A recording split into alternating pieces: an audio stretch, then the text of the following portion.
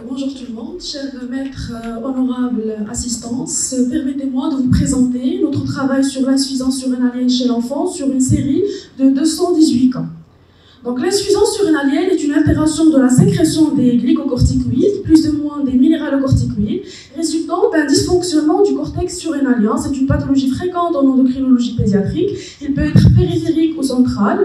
L'hyperplasie congénitale des surrénales représente la pathologie la plus fréquente, dont l'incidence est de 1 sur 15 000 à 1 sur 16 000 naissances. Malheureusement, on ne dispose pas de dépistage systématique au Maroc. L'insuffisance surrénalienne aiguë représente la gravité de la maladie qui peut engager le pronostic vital. Les objectifs de notre étude étaient d'étudier les caractéristiques cliniques, biologiques, thérapeutiques et évolutives de l'insuffisance surrénalienne chez l'enfant à travers une cohorte de 218 enfants suivis dans notre service et de déterminer la prévalence des différentes étiologies de l'insuffisance surrénalienne.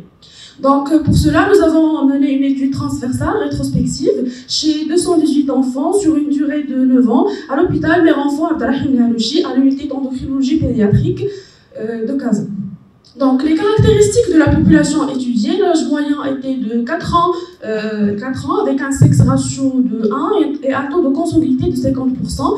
Les anomalies de différenciation sexuelle étaient le mode de révélation le plus fréquent chez 22% des cas, suivi du syndrome de perte du sel isolé, de l'hypoglycémie chez 16,9% des cas et de la mélanodermie chez 7% des cas. Cette diapo illustre les différentes manifestations cliniques d'insuffisance surrénalienne. Les figures 1, 2 et 3 représentent des anomalies de différenciation sexuelle allant du stade 2 au stade 5 du score de Prader. Dans la figure 4, on voit clairement la mélanodermie chez une fille de 6 ans, suivie pour une insuffisance surrénalienne périphérique. Et les images 5 et 6 montrent des signes d'insuffisance surrénalienne cortico-induite, notamment un ursitisme et un faciès cushingite. Donc, concernant le bilan paraclinique, la cortisolémie de Hutter était basse avec une moyenne de 4 microgrammes par décilitre, avec une ACTH élevée chez 65% des cas, orientant vers une origine périphérique. Les anticorps anti-21 hydroxylase étaient positifs chez 3,6% des cas, orientant vers une maladie d'Addison. Et la 17 hydroxyprogestérone était élevée avec une moyenne de 125 nanogrammes par ml chez 60,5% des cas, avec une rhinite élevé chez 38% des cas, orientant vers une hyperplasie congénitale du surrénal qui était due à un bloc en 21 hydroxylase, c'est 81,6% des cas. 2 cas avaient présenté un mégaosophage à la fibroscopie et à la TOGD avec un test de Schirmer inférieur à 5 mm, orientant vers un syndrome de 3 ans. Quand la CTH était basse chez 35% des cas, orientant vers une origine centrale, et l'IRM hypothalamo-hypophysaire réalisé, qui était normal chez 44% des cas, et montrant une interruption de la tige pituitaire chez 23% des cas. Concernant l'insuffisance corticotrope, le diagnostic reposait sur la notion de prise de corticothérapie prolongée, avec une cortisolémie basse et une ACTH normale.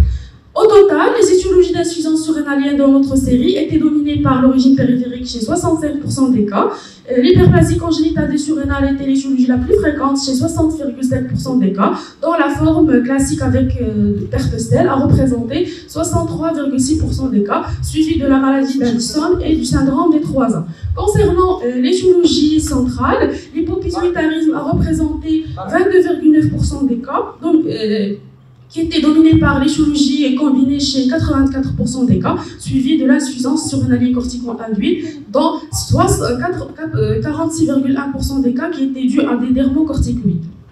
Donc, sur le plan thérapeutique et évolutif, en urgence devant une insuffisance surrénalienne aiguë, on avait recours à la correction de l'hémodynamique et d'éventuels troubles hydroélectrolytiques et à l'administration des mucicinate d'hydrocortisone à la dose de 2 mg par 6 heures. Et après stabilisation, l'hydrocortisone a été administré à une moyenne de 15 mg par mètre carré par jour dans l'origine périphérique et 10 mg par mètre carré par jour dans l'origine centrale. Le fludrocortisone a été administré chez 63,6% des cas à une dose moyenne de 0,1 mg par jour. Une ordonnance ordonnance de stress a été délivrée aux patients ainsi qu'une éducation thérapeutique. La surveillance était clinique et biologique chaque 3 mois. Le taux de mortalité dans notre série était de 4,5% des cas dans un tableau de décompensation. Un deuxième volet important qui est le volet chirurgical dans l'hyperplasie congénitale des surrénales.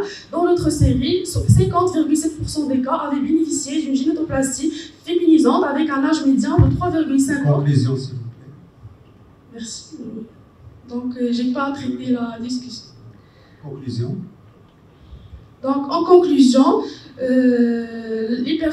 l'insuffisance surrénalienne a une présentation clinique variable avec des étiologies multiples. La gravité est liée au risque d'insuffisance surrénalienne aiguë, d'où l'intérêt d'un dépistage précoce et un dépistage néonatal systématique avec un suivi régulier, clinique et biologique, avec un traitement substitution hormonale à vie. Et je vous remercie.